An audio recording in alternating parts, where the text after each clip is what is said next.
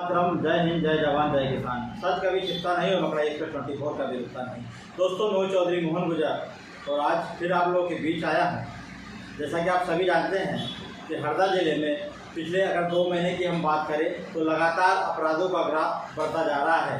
आज सामाजिक तत्व गुंडे बदमाशों के हौसले दिन प्रतिदिन बढ़ते जा रहे हैं और ऐसे कई मामले मारपीट के भी सामने आए हैं, जिसमें गंभीर चोट होने के बाद में भी पुलिस थाना के द्वारा जो जांच अधिकारी है मामूली धाराएं लगाकर उस मामले को रफा दफा करने का प्रयास किया जा रहा है।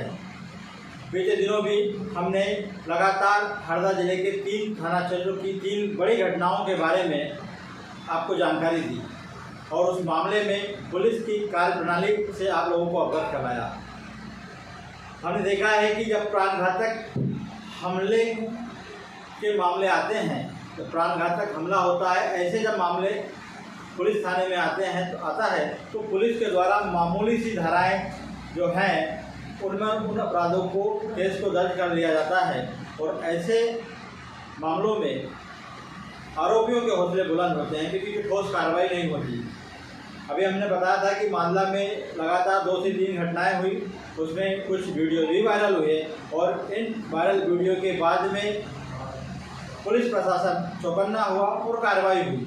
लेकिन पिछले 30 तारीख को एक ऐसा ही मामला छिपावड़ थाना क्षेत्र के ग्राम मांदला में सामने आया। वहां पर 5 से 6 लोगों ने एक राय होकर एक परिवार के ऊपर हमला किया। इस हमले में भूपेंद्र नाम के व्यक्ति के सिर में चोट आई है और उसके साथ ही उसके माता पिता को भी चोट लगी है। घर में घुसकर मारपीट की गई, तोड़फोड़ की गई और इस पूरे मामले में वर्तमान में पिछले 5 से 6 दिन से घर के 3 सदस्य अस्पताल में भर्ती हैं, जहां पर उनका इलाज जारी है। लेकिन छिपावड़ पुलिस में वही इतने बड़े गंभीर मामले में भी मामूली सी धाराओं में FIR दर्ज की गई। धाराएं थी, मारपीट का प्रकरण था, प्रकरण क्या था और कैसे मारपीट हुई, वह पूरे विवाद को समझने के लिए और झगड़े का क्या कारण था, हमारे साथ में फरियादी मौजूद है हमारे स्टूडियो में, उससे भी हम जानेंगे।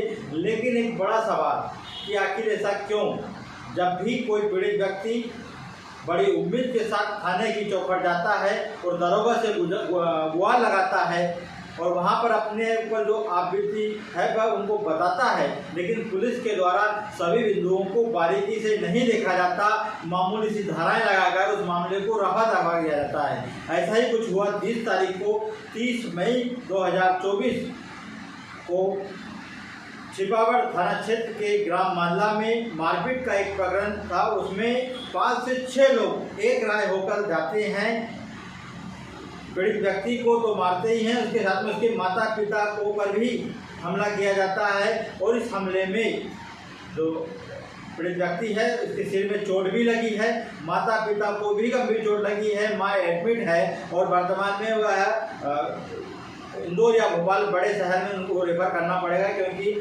शरीर में चोट है, गहरी चोट है।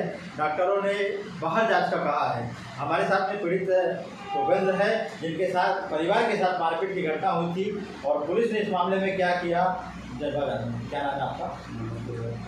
मेरा नाम भूपेंद्र, पिता नाम गणेश है। क्या घटना हुई थी आपके साथ मारपीट की? सर, मैं घर पे पानी के लिए मोटर लगा रहा था, तभी मेरे पिताजी मुझे गाली दे रहे थे कि इतनी रात को नल आए हैं तो पानी नहीं आ रहा, तो मोटर निकाल ले, खाए कि नहीं मांगेगा खड़ा। तभी कब की बात है ये? गुरुवार के रोज़ की बात है, रात 10:30 बजे की। ठीक है।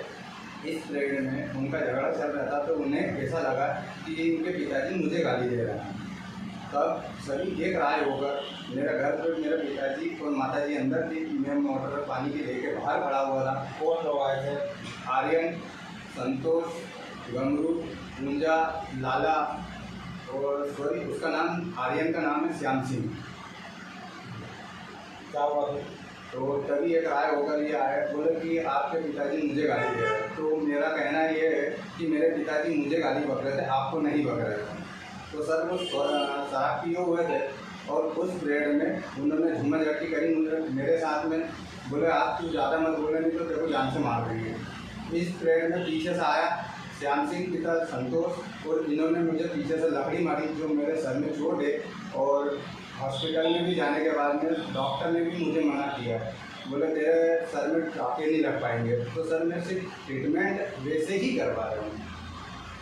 मेरे सर में चोट लगने के बाद भी मैं उनसे पुलिस वालों से भी बोलता रहा कि सर मेरे सर में चोट है, 10 मिनट के लिए मुझे आपका मोबाइल दे दो, तो वो मोबाइल भी नहीं दे पाए। और मेरे पिताजी को जैसे मेरे सर में लकड़ी लगी, मैं तुरंत गाड़ी लेकर रिपोर्ट लिखाने के लिए चले गया थाने में। मेरे पिताजी और माताजी ने 100 नंबर डायल करके 100 नंबर पर बैठ के वहाँ पे थाने में गए और मेरे पिताजी ने कहा है कि मेरी रिपोर्ट लिखाई जाए। तो बोले नहीं, आपकी रिपोर्ट बोले आपके लड़के ने लिख दी है और बोले अब इस पर कार्रवाई जो भी होगी बोले आपके लड़के के कहने पे होगी, आपकी रिपोर्ट नहीं लिखी जाएगी। किसको मारा था आपने? आपको मेरी माता जी है, मैं हूँ स्वयं और मेरे पिताजी को। अभी माता जी पिताजी कहाँ पर है? मेरे माता जी पिताजी हॉस्पिटल में एडमिट है। जी एडमिट है। जी सर। हाँ, क्या कहा डॉक्टरों ने? डॉक्टरों ने मुझे तो नॉर्मल कर दिया है, जबकि इतनी गंभीर चोट आने के बाद भी मुझे नॉर्मल घोषित कर दिया है। और इसके बाद में मेरी माता जी को बोलते बोला कि आप इंदौर ले जाओ या भोपाल ले जाओ, बोले ज़्यादा सीरियस है, आप जहाँ का बोलोगे मैं वहाँ लिख के दे देगा। घर में घुसकर मारपीट की थी या बाहर की? नहीं, घर में घुसे ना सर, मैं बाहर था तो मेरे पिताजी वगैरह सब अंदर थे।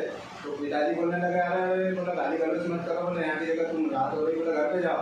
तो इस बीच में लाला पिता संतोष उनकी पत्नी और उनकी लड़की पूजा और शान सिंह पिता संतोष ये घर में घुस गए और घर में घुस के इन्होंने मारपीट की। और जो मेरे साइड में लकड़ी पड़ी हुई थी मेरे अंदर, घर के अंदर, उस लकड़ी से मुझे मारा है घर के अंदर घुस के। क्या और बाबा पुलिस ने कार्रवाई करने से मना कर दिया, बोला आपके लड़के ने जो रिपोर्ट लिखाई है बोले इसी पे कार्रवाई करेंगे हम लोग। आपने कहीं बाहर वो शिकायत की? एसपी मैम के साथ में शिकायत की थी, तो एसपी मैडम ने वहाँ पे फ़ोन लगाया, बोले इस पर कार्रवाई क्यों नहीं की? तो बोले मैडम वो दारू पी के रखा था, बोले वो लड़के ने, और बोले इस बीच में बोला हम शिकायत कैसे कर रहे हैं। और उसके बाद में कल हॉस्पिटल के अंदर एक सर आए थे पुलिस वाले, मैं उनका नाम तो नहीं जिक्र कर पाऊँगा, मैं मुझे देख पाया मैं। बाकी उन्होंने कहा है बोले कि जो ओरिजिनल रिपोर्ट है उसी पे बोले शिकायत कायम रहेगी। बोले जो कहीं भी चले जाओ आप सारे ज़माने में इस रिपोर्ट को लेकर बोला हम इसी पे करेंगे। बोले एसपी मैम ने लिख के दिया, बोले क्या होगा?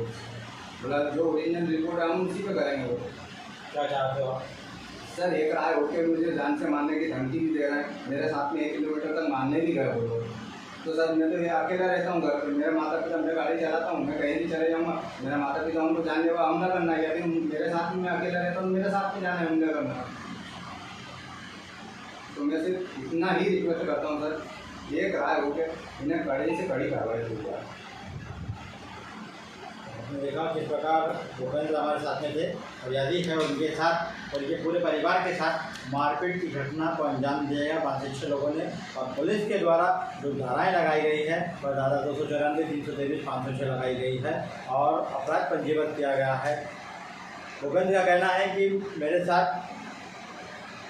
परिवार के साथ प्राणघातक हमला हुआ जिसमें इनकी जान भी जा सकती है। जैसे सिर की अगर चोट कहें तो सिर में बहुत नाजुक सी चीज़ होती है, कोई गंभीर चोट लगने के बाद में इंसान की मृत्यु भी हो जाती है। और ऐसे मामले में माननीय पुलिस अधीक्षक महोदय को भी इस मामले को संज्ञान में लेना चाहिए और इसकी जांच करवाना चाहिए और जो भी दोषी है उनके ऊपर कड़ी कार्रवाई होना चाहिए। इसी के साथ जय हिंद, जय भारत।